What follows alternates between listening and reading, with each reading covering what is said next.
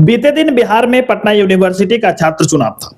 और छात्र संघ के चुनाव में जिस तरह का रिजल्ट आया है वह बेहद ही अप्रत्याशित है, क्योंकि जिस तरह से बिहार विधानसभा का चुनाव हुआ और बिहार विधानसभा चुनाव में जिस तरह से एनडीए सरकार को प्रचंड बहुमत मिली और उसके बाद जिस तरह से बीते दिन पटना यूनिवर्सिटी का छात्र संघ का चुनाव हुआ, जिसमें जिस तरह से एनडीए को प्रचंड बहुमत मिला था उस तरह से एनडीए को छात्र संघ के चुनाव में सफलता नहीं मिली। हम ऐसा इसलिए कह रहे हैं क्योंकि बीते दिन 5 सीटों पर पटना यूनिवर्सिटी में चुनाव हुआ था, जिसमें से अध्यक्ष का पद था, महासचिव का पद था, संयुक्त सचिव का पद था, कोषाध्यक्ष का पद था और उपाध्यक्ष का पद था।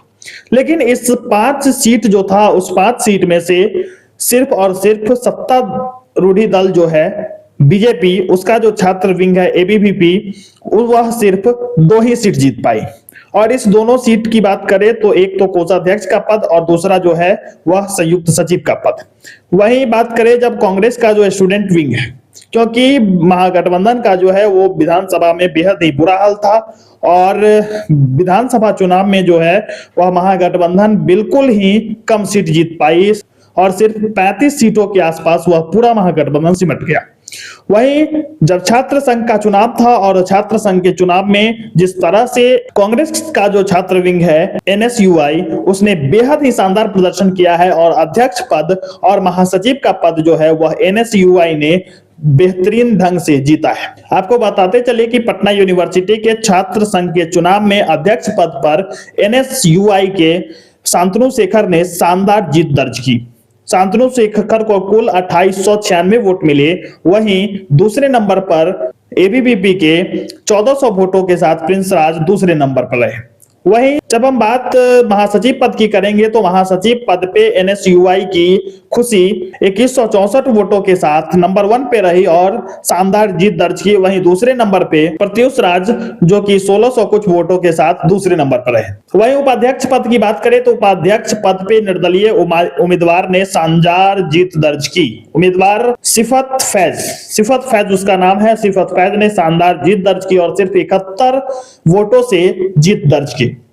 वहीं दूसरे नंबर पर जो जदयू का छात्र विंग है उसके जो उम्मीदवार थे वह दूसरे नंबर पर रहे। वहीं जब आप कोषाध्यक्ष पद और संयुक्त सचिव पद की बात करें तो संयुक्त सचिव पद पे एबीवीपी के अभिषेक शर्मा ने जीत दर्ज की। वहीं कोषाध्यक्ष पद पे एबीवीपी के हर्षवर्धन ने शानदार जीत दर्ज की। लेकिन सबसे बड़ी बात है कि विधानसभा चुनाव में जिस तरह से एनडीए का जीत का प्रतिशत था और जिस तरह से प्रचंड बहुमत के साथ एनडीए की सरकार बनी थी और उसके बाद पटना यूनिवर्सिटी के छात्र संघ चुनाव में जिस तरह से सत्तारूढ़ी जो छात्र विंग है उसका जो हाल हुआ है वह बेहद ही बुरा है। हम ऐसा इसलिए कह रहे हैं क्योंकि एनएसयूआई जो है उसका स्टूडेंट विंग यहाँ खासकर जीतता नहीं रहा है, लेकिन जिस तरह से इस बार के छात्र संघ चुनाव में एनएसयूआई ने कमबैक किया है और जिस तरह से इस कमबैक में सबसे बड़ा हाथ जो है वह नाम है पप्पू यादव का। पप्पू यादव का नाम जो है वो किसी से छुपा नहीं है और पप्पू यादव जो है वो हमेशा से लोगों के बीच मदद के लिए तैयार रहते हैं, छात्रों के बीच मदद के लिए तैयार रहते हैं। और सबसे बड़ी बात है कि छात्र संघ चुनाव से पहले जो मुद्दा बिहार में बहुत तेजी से गर्म हुआ था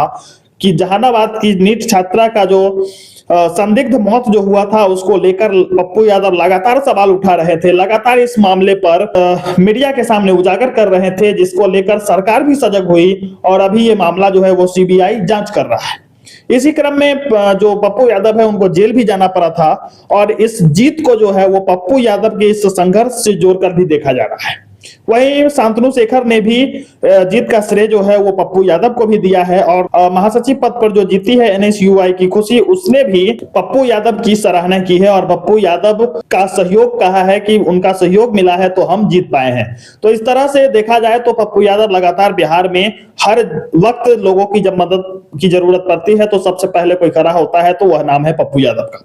और ये जो जीत है इस जीत का श्रेय जो है वो पूरा पप्पू यादव को जा रहा है। और दूसरी तरफ इसको जो है वो यूजीसी का जो नया नियम आया था और यूजीसी के